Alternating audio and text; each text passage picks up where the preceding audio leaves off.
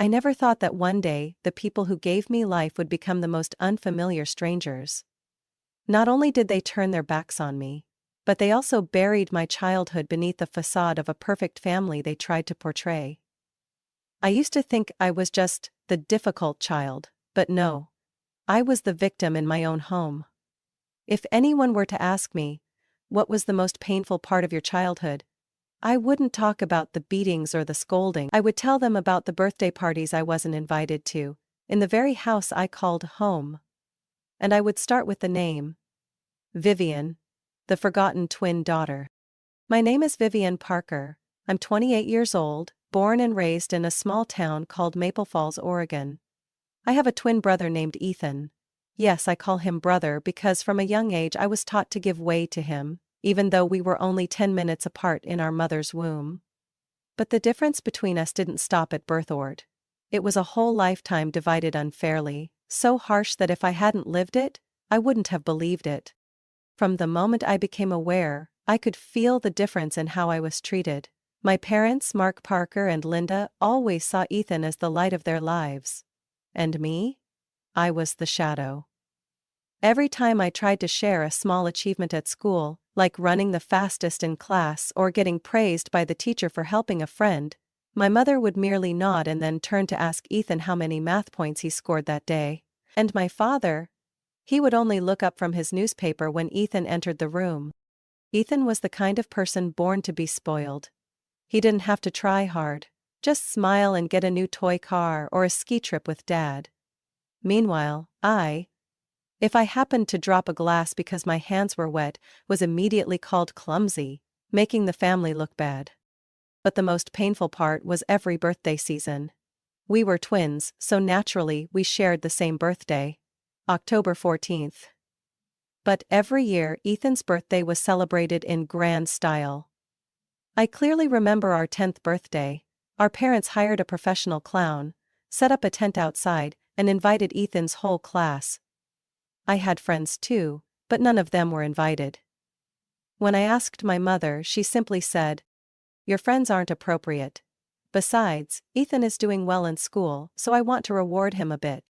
I wasn't allowed to invite anyone, didn't have my own cake, and my name wasn't even mentioned during the party. Everyone came, and everyone congratulated Ethan. When a distant aunt jokingly asked, "Where's Vivian?" my mother smiled awkwardly and said, "Oh, she's very sensitive, doesn't like crowds." I was standing right behind the bedroom door, hearing everything. I don't remember how long I cried that day. All I know is that when my grandmother Ruth arrived late bringing a small box of cookies and an old teddy bear, I hugged her tightly, as if afraid she would disappear too. Grandmother Ruth was the only bright spot in my otherwise dark childhood.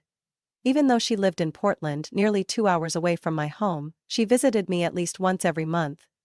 Not because my mother invited her, but because she knew I needed her. Every time she came, she would secretly slip me a few coins, whispering, "Don't tell your mother, okay? Consider it a reward for enduring these foolish grown-ups." I never dared to spend that money. I kept it in a small box hidden under my bed, as if holding on to a part of hope that I still had some value in this life. Ethan wasn't always mean. He used to play with me, laugh with me. But over the years, as he saw that our parents only loved him while I was scolded, Ethan gradually changed. He learned that he could do wrong without being punished, while all I had to do was breathe loudly, and the whole house would be angry.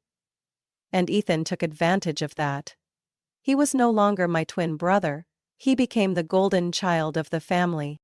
As for me, I was labeled with names no one asked if I accepted: stubborn, difficult, rebellious, ungrateful, just because I liked running outside instead of taking extra math lessons, just because I liked wearing t-shirts instead of pink dresses, just because I wasn't good at flattery.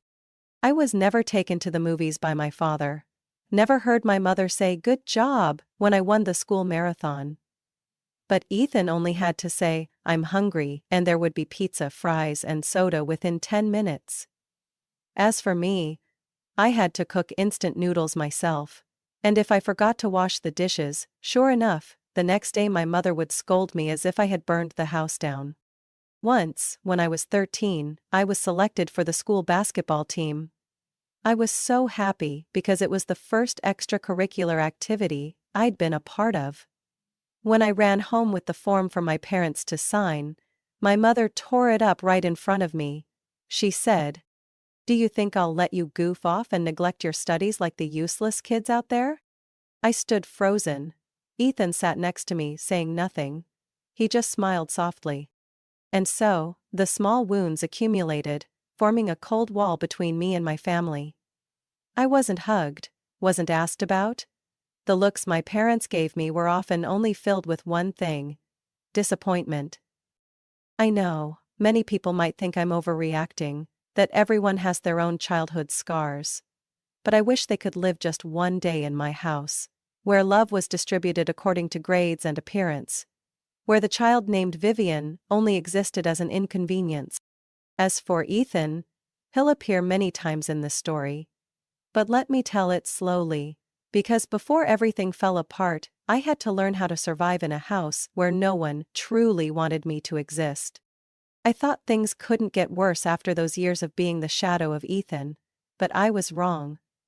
Everything only truly started to spiral into darkness in the fall of my 14th year, when I realized that it wasn't just indifference that was killing me slowly, but the malicious jealousy nurtured in this house.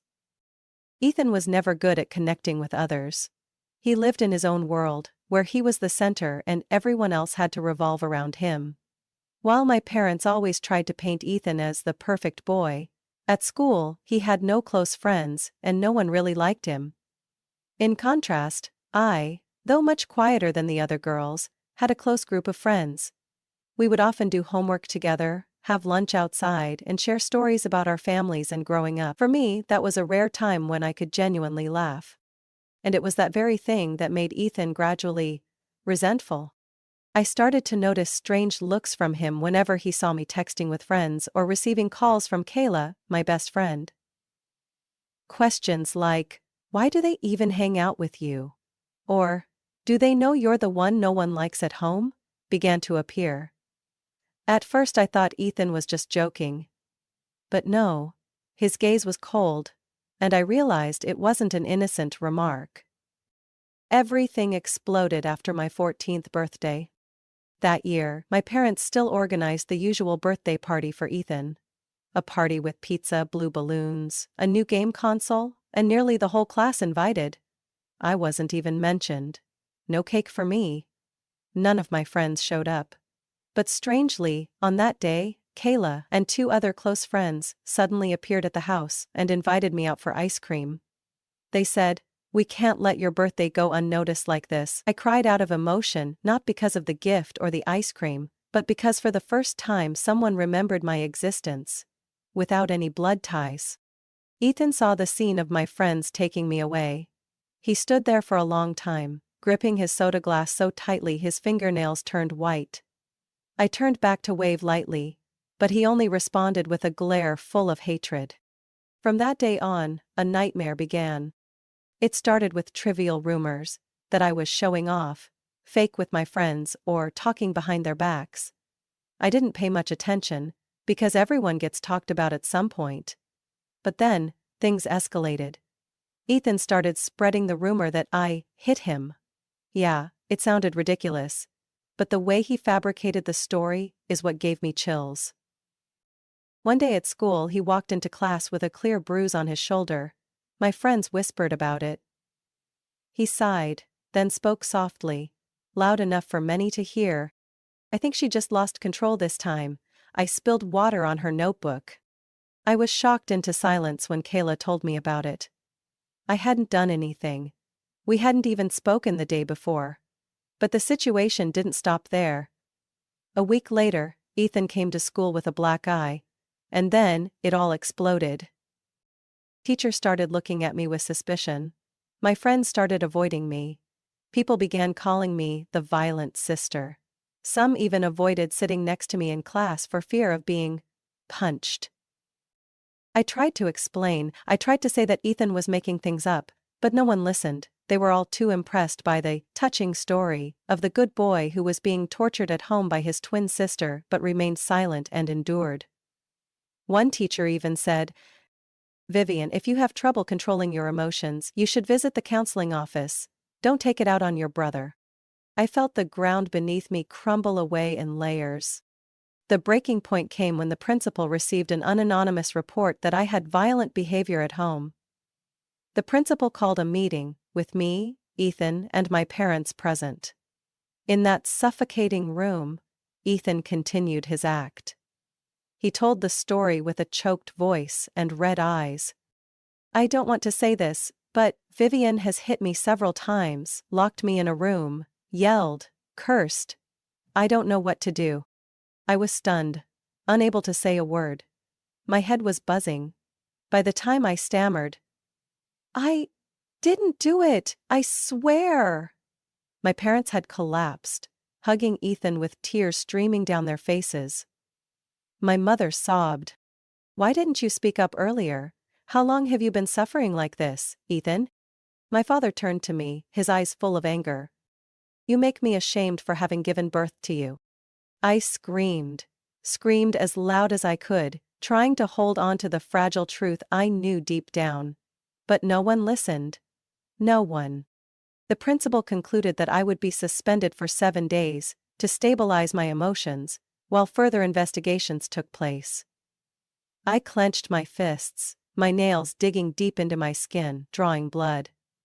I didn't know what hurt more, being falsely accused, or seeing my parents stand behind a lie. That day, when I returned home, I faced the cold stare of my father. He didn't say a word, just walked into my room and began packing my things. I panicked, not understanding what was happening. "You can't stay in this house another day," he said. "Ethan needs to be safe. As for you, you need to learn to live away from the family for a while." I cried. I begged. I clung to my mother's hand, but she only said, "I don't know who to believe anymore, Vivian. You need time to think about what you've done." Ethan stood on the stairs looking down at me, with a victorious, icy stare. I don't remember how I breathed after that meeting with the principal. Every second felt like it was choking me, and the baseless accusations cut into my heart like cold knives. When the office door slammed behind me, I stumbled out, with no strength left to argue, to cry, or to hope. 7 days of suspension. A sentence hanging over the head of a 14-year-old child, falsely accused by her own twin brother, and tolerated by parents who treated him like a saint. But that wasn't all. When I got home, I hadn't even taken my shoes off before my father, Mark, came rushing down the stairs, his eyes burning like fire. "Go upstairs and pack your things right now, you're not allowed to live in this house anymore." I froze. I couldn't believe my ears. I thought I had misheard. But he didn't stop. The sound of his angry footsteps echoed as he stormed into my room like a hurricane, ripping apart my wardrobe, pulling out every shirt, every book, every small item of mine, and throwing them straight into the old black suitcase. "I can't let Ethan live with you another second." I ran over, trying to grab the suitcase back, shouting, "I didn't do anything wrong. I didn't hit Ethan. I swear." My father swatted my hand away as if I were a fly. "You still dare argue? The whole school knows about this now. How many more scandals do you want before I can finally get rid of you?" I looked toward my mother. She was standing at the end of the hallway, arms crossed over her chest, her gaze completely devoid of sympathy. Not a word of protest. Not a step toward me. "Mark, don't be too harsh," she whispered, her voice too soft to stop anything. My father slammed the suitcase shut, dragging it down the stairs with a loud thud. I ran after him, nearly dropping to my knees at his feet, grabbing his leg like a drowning person clinging to a raft. "Don't kick me out, please." But all he did was push me away and growl, "You're a wicked little girl. I'll call my mother. If she wants to take you in, fine. As for me, I'm done with you." I collapsed in the middle of the foyer, surrounded by a pile of scattered clothes, my hair disheveled, my body trembling. Ethan came down the stairs. said nothing, only glanced at me, then turned away, smirking. In his eyes was the purest form of triumph. An hour later, my grandmother arrived. When her truck pulled up in front of the house, I nearly broke down, rushing outside like a captive finally seeing light. She opened the door, looked me up and down, her eyes filled with a mixture of anger and concern. Without saying a word, she grabbed my suitcase, placed it in the back seat, then walked around to the driver's side and gently patted my shoulder. "Get in the car, dear." I had just fastened my seatbelt when she got out, shut the car door, and walked straight into the house. I had never seen Ruth like this. The woman who was always gentle and composed now walked with firm, strong steps, like a warrior. She rang the doorbell. My father came to answer. "You're here, huh?" he said with a dry laugh. "Take her away, so I don't have to see her." But Ruth didn't smile. "What did you just do to her?" she said sharply. "I'm protecting Ethan. She hit him, don't pretend you don't know." Ruth narrowed her eyes and then pushed the door open, stepping inside as though she were the one in charge of the house. I know Ethan is lying. I know he's a hypocrite pretending to be an angel. And I also know it's you two who kicked your 15-year-old granddaughter out of your house, believing a cheap play." My mother stepped out of the kitchen, pale-faced. "Ruth, you're accusing Ethan of this, you're slandering him." Grandma slammed her hand down on the coffee table, the sound echoing coldly. "Linda, I've stayed silent long enough, but not anymore. If you two dare to kick Vivian out without any solid evidence, I'll call CPS straight away and report your abandonment of a minor." My father's face turned purple and he hissed. "Are you threatening me?" She looked straight into his eyes, unafraid. "No, I'm warning you." No one said another word. She turned around, walked out the door, pulled me into the car, and drove off without looking back. The first night at her house, I couldn't sleep. I curled up on the bed she had prepared for me, my empty gaze fixed on the ceiling. Everything felt like a nightmare with no end. I, a good child, who never broke the rules, never hurt anyone, was thrown out like a criminal. Just because I wasn't Ethan. The next morning, Grandma made breakfast, pancakes and orange juice. She sat down next to me, took my hand, and gently asked, "You want to tell me everything?" And I did. Every word, every detail, every frustration I had swallowed for 14 years. She didn't interrupt. She just listened. When I told her about Ethan punching himself in the eye and then making up the story that I hit him, she sighed, her eyes narrowing. I suspected something was wrong with him, but I didn't know he could be so cruel.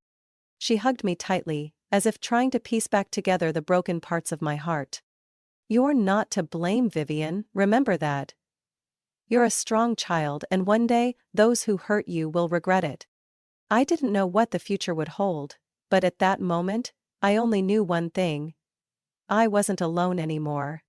I once thought that being kicked out of the house at 14 would shatter my life. But it turned out, it was just the beginning of another journey. A life no longer lived to please anyone, but to save myself. After living with Grandma Ruth, things didn't get easier right away, but at least I didn't have to live in fear of being rejected every day. She was the only one in this world who saw my true worth without needing achievements, grades, or a good girl image. It was the first time in my life that I had dinner without being scrutinized for every word I said, doing my homework without anyone hovering over me, and sleeping in a room where the sound of a sigh didn't pull me out of my dreams. I returned to school after the suspension with the attitude of a survivor. The stares were still there, suspicion, contempt, pity. But I learned to ignore them. I didn't argue, didn't explain. I channeled all my energy into studying. My grades started to soar, I worked harder than ever, and gradually, no one could ignore me anymore. 4 years later, I graduated high school with nearly the highest marks in my class. Although no one from my old family attended the graduation ceremony, Grandma Ruth sat in the front row, wearing her favorite purple dress, clapping the loudest when I walked across the stage to receive my diploma. She looked at me, her eyes sparkling with tears, but her smile was still radiant. "I always knew you could do it." I was accepted into the University of Washington, majoring in communications. At that time, I had nothing but an old laptop and a heart full of scars. But I carried with me the most valuable thing: Grandma's faith in me. College was where I could finally breathe. No one knew I was the girl kicked out of her house. No one knew I had been falsely accused of abusing my brother. I was Vivian, the diligent, sociable student who took every academic opportunity seriously. At a seminar about freelancing in the digital age, I was introduced to freelance content writing. At first, I just wanted to make some extra pocket money. I created accounts on platforms like Upwork and Freelancer, writing simple product descriptions and blog posts. To my surprise, I became so passionate about it that I spent my entire summer vacation learning more about SEO, persuasive writing, and project management. Money started to flow into my account. I no longer had to ask Grandma Ruth for money to buy books. Instead, I bought her birthday gifts, paid part of my tuition, and for the first time, felt worthy of the life I had. By the time I graduated at 22, I didn't apply to any companies. I chose the risky path to become a full-time freelancer. Others called it reckless. I called it freedom. I worked from coffee shops, libraries, and even Grandma Ruth's kitchen when she was baking. I wrote for small brands and gradually started getting invitations from big companies in the beauty, fashion, and tech industries. A famous skincare brand hired me to write all the content for their new campaign, and from there, my name began to be mentioned in the professional content writing community. 3 years later, I became a mentor to many young people entering the field. I started a free online course, sharing my experience and tools for effective writing. My personal Instagram account began attracting tens of thousands of followers, where I often shared my journey. From a neglected child to an independent woman. It was at that moment that my old school, the one that had suspended me without evidence, sent me an invitation to return as a speaker at their annual career seminar. When I read the email, my hands trembled. I thought I would feel hatred, anger, but no. I felt relief. Because now, I could return to the place that once crushed me, not for revenge, but to stand tall. As proof that I had overcome it all. On the day I returned, the auditorium was packed with students. I stood on stage, microphone in hand, my heart pounding like a drum. "My name is Vivian Parker. I once studied at this school. And I was suspended because of a lie." The entire room fell silent. I'm not telling you this to stir up sympathy. I'm telling you because I want you to know. Sometimes, life will treat you badly. But you still have the right to rewrite your story. I talked about patience, the pain of being misunderstood, and the power of forgiveness without forgetting. I didn't mention Ethan's name nor my parents. But I spoke about a girl who was kicked out of her house with a torn suitcase. And is now standing here, a respected and trusted writer. When the speech ended, the entire auditorium stood up and applauded. I stepped off the stage, my eyes blurry with tears, but a smile on my face. Not long after, a local TV station contacted me to invite me for an interview about freelance content writing. I had declined several times, because I was afraid of facing the cameras. But Grandma Ruth encouraged me. "If you don't tell your story, who will?" And I agreed. The filming took place in a small studio in Seattle. I wore the purple dress Grandma had chosen for me, sat under the bright camera lights, and shared my journey. No embellishments, no hiding, just the truth. When the show aired, thousands of viewers left encouraging comments. Some young people said they regained their confidence after seeing me. That they too could survive the wounds left by their families. I don't know if my parents watched the show, but I'm certain Ethan did. Because just a few days later, I received a message from an unknown number. Just a short, "What do you really think you are?" I smiled, turned off the screen. I was no longer the 14-year-old girl crying next to a torn suitcase. I was Vivian, the one who rewrote her life. The call came from an unfamiliar number. 6 missed calls in less than 3 hours. When I picked up the phone, the name that appeared on the screen made my blood run cold. Mom. I thought I was seeing things. How many years had it been? 6 years? 7 years? I didn't remember exactly anymore. The last time I heard her voice was the day I was kicked out of the house like a criminal, head lowered and heart shattered. I didn't call back immediately. I stared at the screen for a long time, my mind spinning. Why was she calling? What did she want? I took a deep breath, gently tapped the callback button. My voice when I spoke was harder than stone. What's going on? She answered right after the first ring. Her voice wasn't trembling, wasn't hoarse, and didn't sound like someone regretful. It was cheerful? Vivian, I just saw your TV show. Oh my gosh, you're amazing. Your dad and I are so proud. I froze. Proud? Proud of what? For knocking me down into the mud, and now I'm standing up on my own? Before I could respond, another voice interrupted. Deep, familiar, foreign. My father. Hello, daughter, it's Dad. We watched all your clips. I have to say, we're really surprised. I let out a bitter laugh, though they couldn't see it. That compliment felt like thorns. But I kept my voice calm. Thanks. Anything else you want to say? A pause. Then my mother spoke again, this time her voice softer, sounding almost intimate. Actually, your dad and I called for another reason. The house has really gone downhill lately, and we're both retired now, no steady income. I closed my eyes. I knew it. All that pride, all the sweet words earlier, just a honey trap. I see. My father jumped in, no beating around the bush. You're doing really well. Could you help us out a little with the house repairs? The roof tiles are coming off. The electrical system is unstable. Just a few thousand would be enough. I took a deep breath, then spoke slowly and clearly. Why do you think I would help? No one answered right away. My mother tried to plead. After all, we're family, Vivian. You shouldn't hold on to the past. Family? I laughed coldly. What kind of family kicks their 14-year-old daughter out onto the street, just because they believe their son's lies? No one responded. I continued, this time my voice no longer restrained. I can't forget the way you blindly believed Ethan. The way you stood in front of the principal, friends, neighbors, and tarnished my honor without once asking me what was true. Vivian. Shut up, Mom.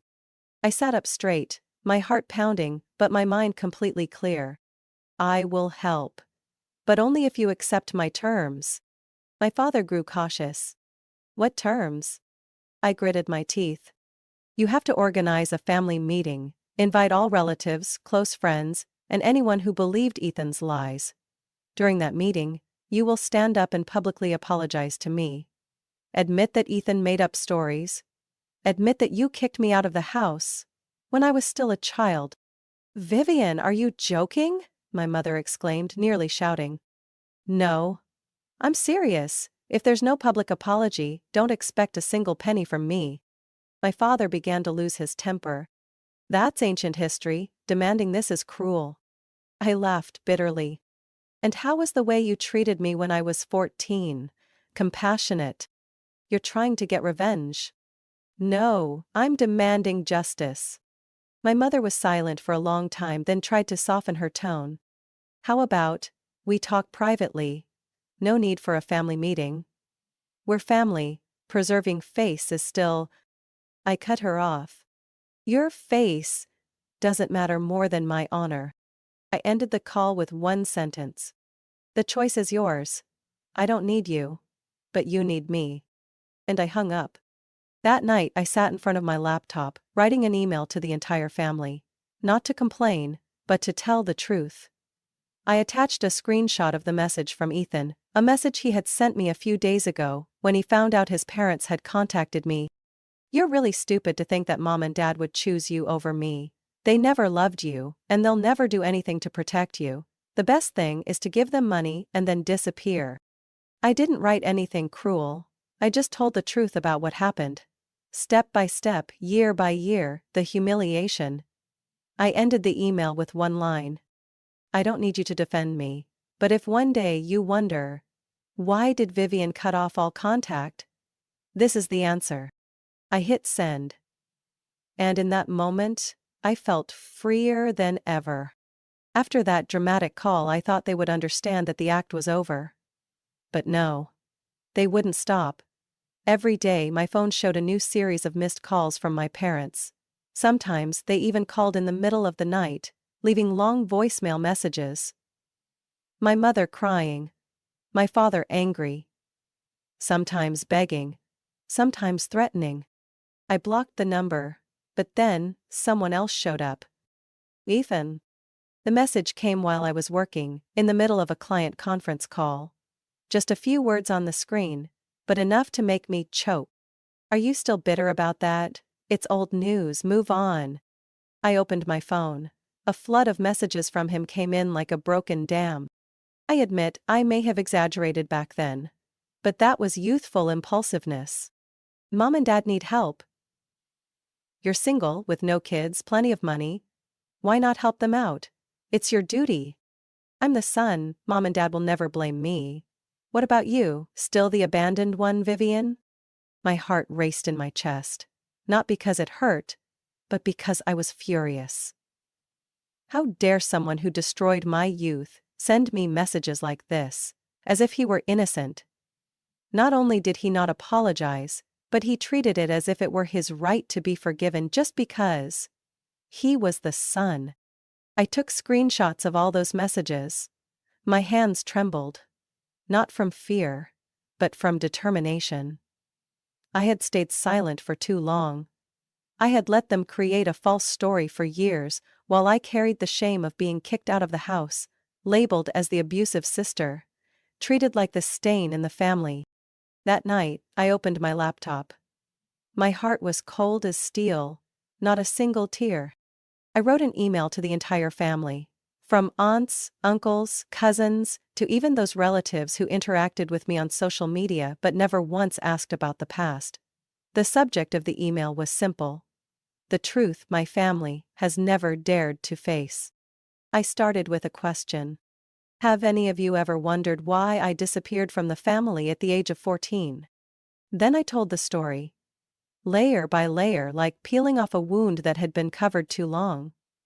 I spoke of that meeting, of being suspended for a false accusation, of that fateful night when my parents threw my suitcase into the hallway and kicked me out of the house like a stray dog, of Ethan's victorious look, someone who still thought of himself as the winner. I didn't ask for pity. I didn't call for anyone to defend me.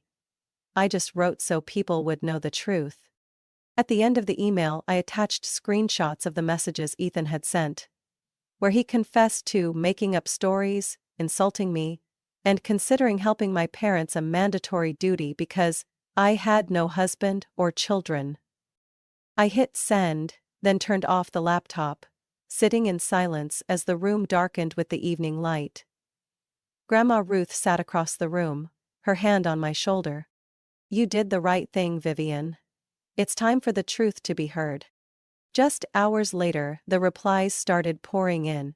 Some called, some texted, some just left a heart emoji in silence. Aunt Amelia, my mother's sister, was the first to call. Vivian, I'm so sorry, I really didn't know things were this bad. Your mother? She never told me. She always said you left because of petty arguments. I said nothing. She continued, her voice choking. I always wondered why you never came home for the holidays. Now I understand.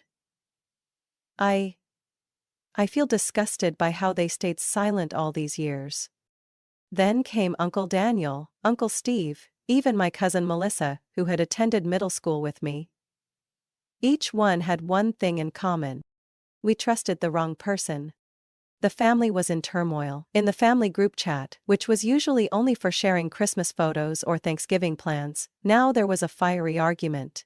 Some defended me, others questioned why my parents did this to their daughter. Some quietly left the group, but most stayed to face the truth. I didn't participate in that chaos. I just read and felt every layer of the truth being exposed publicly. The next day I received a call from another unfamiliar number.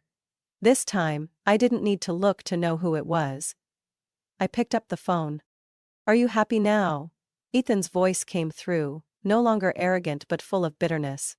"I've just begun," I replied coldly. "You want to destroy the family? You want to turn mom and dad into a joke?" "No, I just want them to taste exactly what they forced me to swallow for 14 years. Ethan exhaled sharply. "Who do you think will believe you when mom and dad always side with me?" I smiled bitterly. "Your messages say otherwise, and now? It's not just me who has a copy." I hung up before he could say anything else, not because I was afraid, but because I didn't want to waste another second on this trash disguised as family. That night, Grandma Ruth held me close. She didn't say much, just whispered. "Now the world has heard your voice." I nodded, but deep down, I knew this wasn't the end. I had dared to expose the truth. Now, it was time to make them take responsibility. I once thought that revealing the truth was the final blow, that after that email everything would end. But I had underestimated the shamelessness of those who refused to repent. Just 3 days after I exposed everything in the email, my parents started calling again. This time with an entirely different attitude. No more congratulations or pleas. Just cold accusations, full of resentment. "You've humiliated us in front of the whole family. You're destroying the family. You want us to die in isolation just to satisfy yourself." I didn't answer any of the calls. I was too exhausted. Too tired of the same old patterns: denial, manipulation, blaming, then turning into the victim. But Ethan didn't let up. He continued sending messages, this time longer, full of venom. "Now the whole family knows you're the worthless little girl, and your parents don't care. You think they pity you? They're just pretending. They'll turn on you too, just like they did to me. Just wait." I screenshot everything, and I was calm enough to know I didn't need to shout or threaten anymore. I hired a lawyer. Alicia Moore's office was in a small building in downtown Seattle. From the first meeting, I knew I had chosen the right person. Alicia didn't ask about my past. With pity in her eyes, she just asked, "You want them to disappear from your life for good, right?" I nodded. A few days later, an official letter titled "Cease and Desist" was sent to my parents and Ethan. The contents were clear: no room for misunderstanding. If you continue contacting, harassing, or threatening the recipient, legal action will be taken under Washington state's personal harassment laws. Just 3 days later, everything went silent. No calls, no messages, no handwritten letters. For the first time in years, I woke up without having to check my phone with fear. I stepped out onto the apartment balcony, took a deep breath of the spring air, the soft sunlight filtering through my hair, and I felt free in a way I had never felt before. Not temporary freedom, but freedom. From the roots, from a past shackled by guilt that was never mine. My career continued to rise. After the TV show, many opportunities opened up, not only in content writing but also in personal skill-sharing workshops, building personal brands for freelancers. I was invited to be a guest lecturer for a short course at my old university.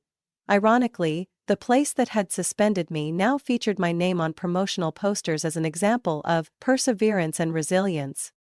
I kept working hard, but not for recognition anymore. I worked because I believed in myself. And I traveled. I went to Arizona, watching the Grand Canyon turn red in the sunset.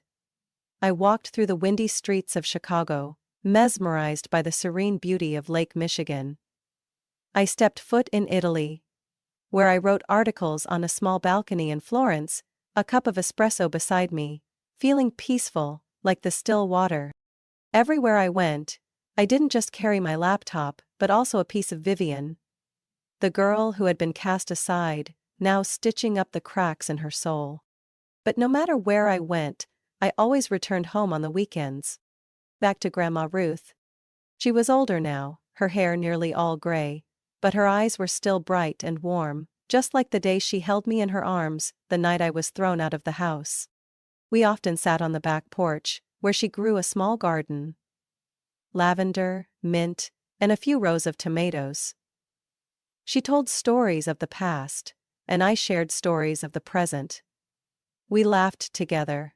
sometimes falling into a gentle silence, understanding without the need for words. I knew how lucky I was to have her. In a world where the people I called parents had turned their backs on me, she was the only family I truly had. One rainy afternoon, I looked at myself in the mirror and realized, though I had survived, I hadn't truly healed. I still had dreams where I was kicked out of the house, still flinched when I saw a man walk like my father, still felt my chest tighten when someone called me selfish. I decided to start therapy.